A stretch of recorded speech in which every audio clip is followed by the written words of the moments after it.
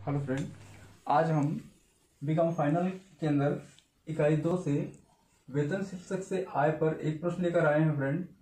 और यह भी प्रश्न विगत वर्षों में पूछे गए प्रश्नों में से एक प्रश्न है।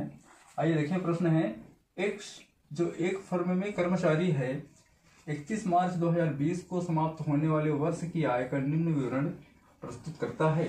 फ्रेंड, मूल वेतन 1,44,000 रुपये, दूसरा महंगाई भत्ता 28,800 रुपये, प्रमाणित भविष्य निधि में स्वयं का अंशदान जिसकी गणना मूल वेतन पर की गई 20,160 रुपये, उपर्युक्त फंड में नियोक्ता का अंशदान 20,160 रुपये।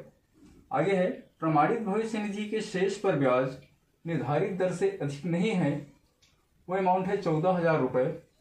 बोनस 12,000 रुपये। उसे एक छोटी कार नियोक्ता द्वारा दी गई है जिसके रख रखाव तथा चलाने के संपूर्ण व्यय नियोक्ता वहन करता है। कार निजी तथा कार्यालय काम के लिए प्रयोग होती है।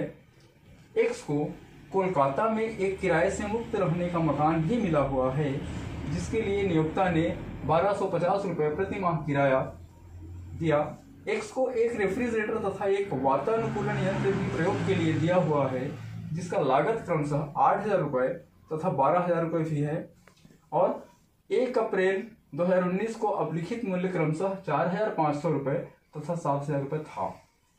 आगे है, एक्स के जीवन पर 2,40,000 रुपये की एक पॉलिसी पर एक्स के नियोक्ता ने 12,000 रुपये का जीवन बीमा प्रीमियम दिया।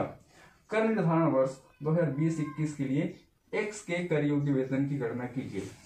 फ्रेंड्स, देखने में यह प्रश्न बड़ा लग रहा है किंतु हमें उसे आसान और छोटा बनाना है तो हमको पॉइंट टू पॉइंट इस बात को ध्यान देना होगा फ्रेंड कि हम इसे दिए गए निर्धारित शर्तों को किस तरह से अप्लाई करें। तो अब मैं पॉइंट टू पॉइंट आपको इस प्रश्न को बताऊंगा फ्रेंड, उस चीज को आप थोड़ा ध्यान दें।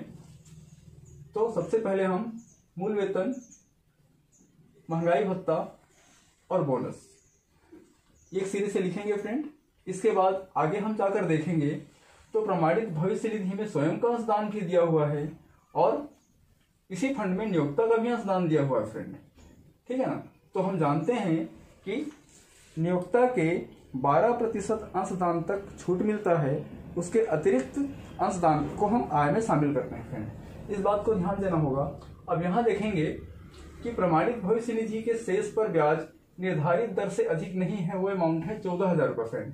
तो यहाँ इस बात को आप ध्यान देंगे कि प्रमाणित भविष्य निधि में 9.5% तक के ब्याज को कर मुक्त किया गया है फ्रेंड और उससे अधिक को आय में शामिल किया जाता है। तो यहाँ चूंकि ब्रैकेट में कहा है कि निर्धारित दर से अधिक नहीं है, वह निर्धारित दर 9.5% होता है फ्रेंड, इस बात को ध्यान देंगे। तो आगे है, उसे एक छोटी कार नियोक्ता द्वारा दी गई है जिसके रख रखाव तथा चलाने के संपूर्ण व्यय नियोक्ता वहन करता है। कार निजी तथा कार्यालय काम के लिए प्रयोग होती है। तो फ्रेंड, इस बात को आप ये समझेंगे कि जो करदाता है वह कोलकाता यानी कि भारत के एक महानगर में रहने वाला है। तो इस कंडीशन में छोटी कार के लिए 1,800 रुपये प्रति माह के हिसाब से 12 महीनों का हम उसको आय में शामिल करेंगे फ्रेंड, इस बात को ध्यान देना होगा। अब यहाँ आगे देखेंगे कि एक्स को कोलकाता में एक किराए से मुक्त रहने का मकान मिला है जिसके लिए नियोक्ता ने 1,250 रुपये प्रति माह किराया दिया, ठीक है फ्रेंड। एक्स को एक रेफ्रिजरेटर तथा एक वातानुकूलित यंत्र भी प्रयोग के लिए दिया है जिसका लागत मूल्य 8,000 रुपये तथा 12,000 रुपये भी है। अब यहाँ ध्यान देंगे कि वह जो करदाता है भारत के 4 महानगरों में से कहीं रहता है, तो अगर वो कोलकाता में है तो महानगर में है। इस कंडीशन में फ्रेंड हमको क्या करना पड़ेगा कि किराया मुक्त मकान का जब मूल्यांकन करेंगे तो उस कंडीशन में कि उसने वास्तव में जो किराया दिया 1,250 रुपये प्रति माह के हिसाब से जो 12 महीने का जो किराया उसने वास्तव में दिया और वेतन का जो अमाउंट है उसका आकलन करने के बाद फ्रेंड हमको जो भी कम राशि होगी उसको वहां अप्लाई करना होगा। तो आइए देखते हैं। अब इसके बाद हम इस प्रश्न में हल में जाएंगे। हल में जाने के पहले एक बात आप और यहां ध्यान देंगे कि एक्स के जीवन पर 2,40,000 रुपये का एक पॉलिसी है जिस पर नियोक्ता ने ही 12,000 रुपये का जीवन बीमा प्रीमियम दिया। तो फ्रेंड, ये 12,000 रुपये का जो राशि है जो नियोक्ता ने अपने कर्मचारी के लिए दिया तो इसको हम आय में शामिल करेंगे फ्रेंड। तो इस तरह से हम आगे अब हल की ओर जाते हैं फ्रेंड। सॉल्व। कर योग्य वेतन की गणना, कर योग्य वेतन की गणना कर निर्धारण वर्ष 2020-21। हाँ फ्रेंड, हम इसको दो पार्ट में ले लेंगे, एक विवरण, दूसरा राशि पार्टिकुलर और अमाउंट। विवरण राशि और इसको पॉइंट वाइज हमको करना होगा फ्रेंड। पहला है मूल वेतन 1,44,000 रुपए। हम यहाँ लिखेंगे मूल वेतन 1,44,000 रुपए। दूसरा लिखेंगे फ्रेंड महंगाई भत्ता 28,800 रुपए।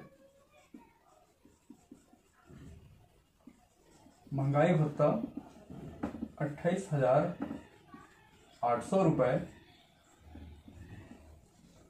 तीसरे पॉइंट पर हम लेंगे बोनस 12,000 रुपए।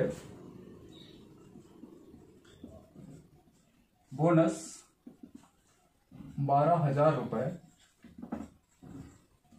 इसके बाद चौथे नंबर पर हम लेंगे प्रमाणित भविष्य निधि के अंदर जो अंशदान है, तो हम यहां लिखेंगे प्रमाणित भविष्य निधि पर अंशदान। फ्रेंड, प्रमाणित भविष्य निधि पर अंशदान के लिए आपको एक कार्यविधि को समझना होगा। फ्रेंड, कार्यविधि के अंदर आप यहां देखिए कि प्रमाणित भविष्य निधि में स्वयं का अंशदान जिसकी गणना मूल वेतन पर की गई 20,160 रुपए। ठीक फ्रेंड, उपर्युक्त फंड में कहने का मतलब इसी प्रोविडेंट फंड में नियोक्ता का अंशदान 20,160 रुपए। तो दोनों का अमाउंट 20,160 रुपए 20,160 रुपए है फ्रेंड। अब यहां आप देखेंगे तो कार्यविधि में आपको पहले लिखना होगा कि प्रमाणित भविष्य निधि में, प्रमाणित भविष्य निधि में कर्मचारी व नियोक्ता का संयुक्त अंशदान बराबर 20,160 गुणित 2 यानी कि 40,320 रुपए फ्रेंड। अब हमने यहां देखा कि कर्मचारी और नियोक्ता दोनों का मिला जुला अंशदान 40,320 रुपए है फ्रेंड। दूसरी स्थिति हम देखेंगे मूल वेतन। तो मूल वेतन क्या होगा फ्रेंड? तो मूल वेतन 1,44,000 में हम बोनस को शामिल करेंगे। तो 1,44,000 रुपए प्लस 12,000 रुपए, दोनों का अमाउंट होगा फ्रेंड 1,56,000 रुपए। 1,56,000 रुपए का 12%, तो 1,56,000 रुपए का 12% आपका अमाउंट होगा फ्रेंड 37,440 रुपए। 37,440 रुपए ये अमाउंट होगा फ्रेंड। और 37,440 रुपए तक हमको कर देना नहीं होगा, वहां तक की राशि कर मुक्त होगी। और इसके आगे की जो राशि होगी वह 12% से अधिक की राशि होगी और उसी एक्सेस अमाउंट पर, उसी अधिक राशि पर उनको कर देना होगा, इसलिए हम उसको शामिल करेंगे। तो आय में शामिल राशि क्या होगी फ्रेंड? तो 40,320 रुपए पर आपका 37,440 रुपए का जो डिफरेंस होगा फ्रेंड, ये होगा 2,880 रुपए। और इसी 2,880 रुपए को आप प्रमाणित भविष्य निधि पर अंशदान की राशि के लिए यहां शामिल करेंगे फ्रेंड।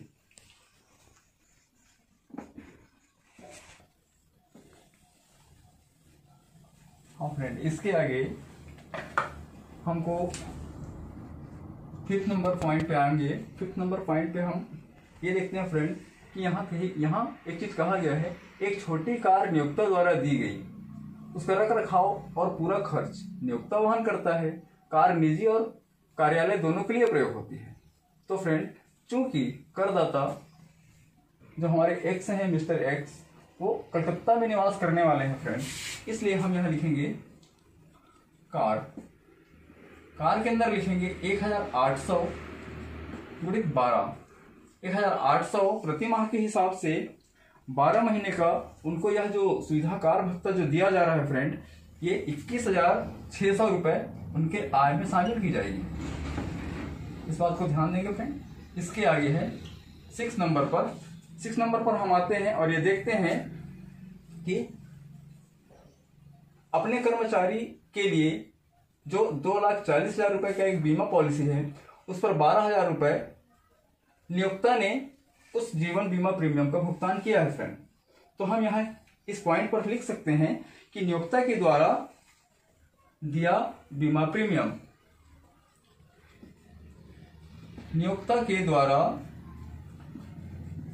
दिया प्रीमियम, और यह राशि होती है फ्रेंड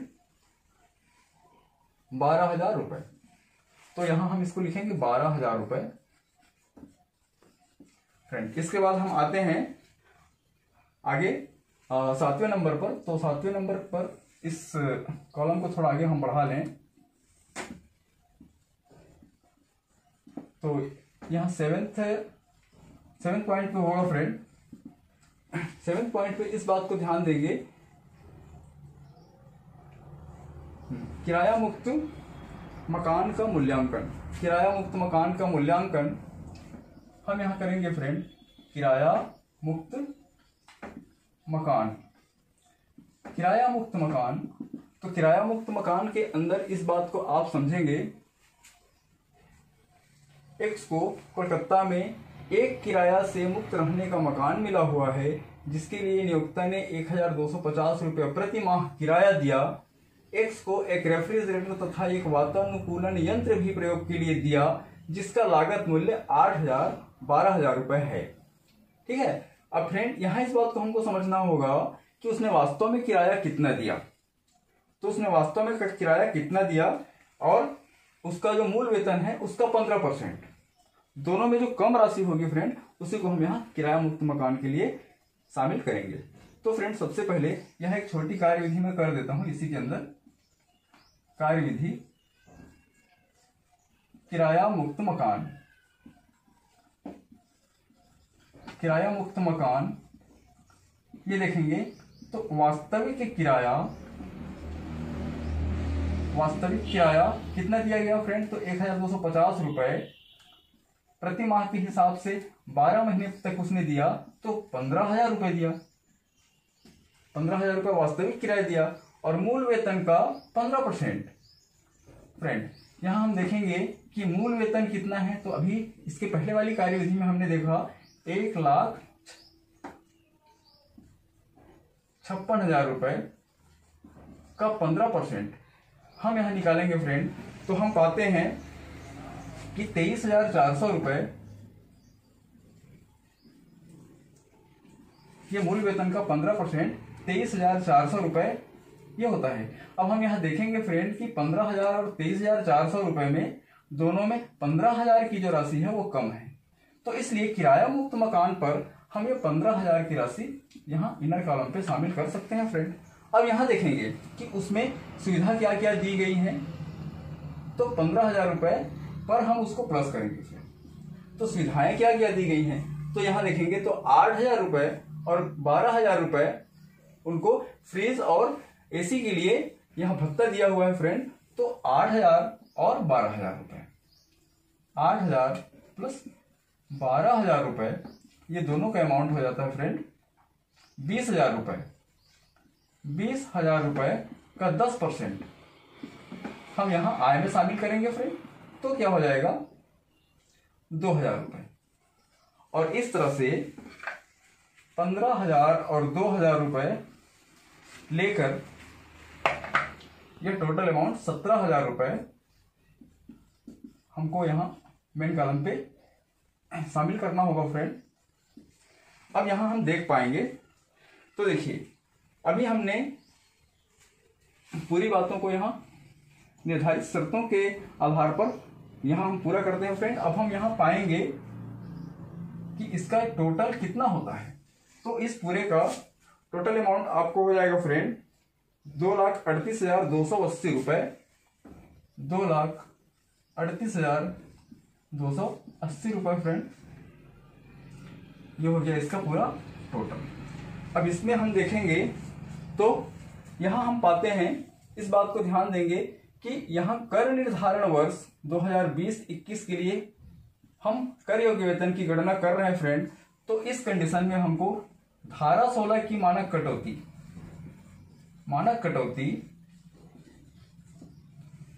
50,000 रुपए यहां स्वीकृत करनी होगी और 2,38,280 से 50,000 को माइनस करके 1,88,280 ये आपके मिस्टर एक्स के कर योग्य वेतन की गणना यहां पूरी होती है फ्रेंड। कर योग्य वेतन, यहां इस बात को ध्यान देंगे, आपको याद होगा कि पिछले वीडियो में हम जहां कर निर्धारण वर्ष 2019-20 रखते थे तो मानक कटौती 40,000 रुपए स्वीकृत करते थे। अब वर्तमान में 2020-2021 से मानक कटौती 50,000 रुपए से स्वीकृत की जाएगी फ्रेंड।